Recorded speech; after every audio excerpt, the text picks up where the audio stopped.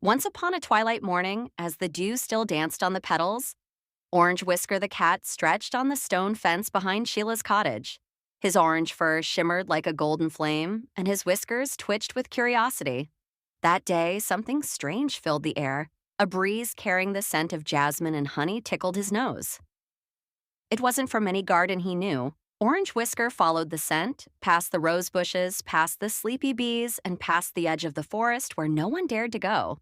But he was no ordinary cat. He was a guardian of good hearts and hidden wonders. As he stepped into the woods, the trees whispered his name. Suddenly, a patch of brambles parted on their own, revealing a glowing archway made of living vines and singing flowers. Whisker paused. His heart knew. This was the place. He leapt through. What opened before him was an unbelievable garden, the kind only dreams remember. There were tulips the size of umbrellas and butterflies with wings made of light.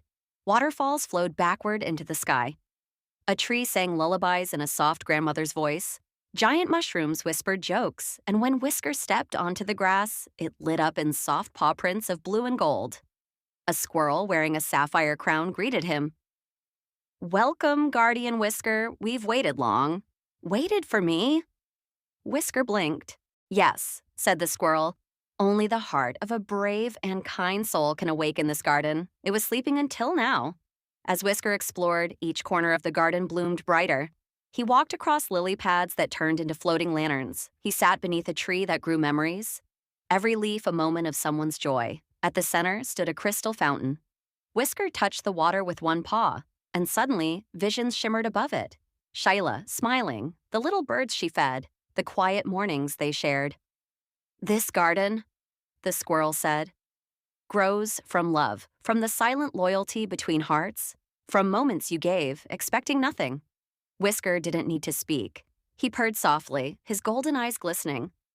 As the sun dipped, he knew it was time to return. If you please share, and subscribe to support our channel.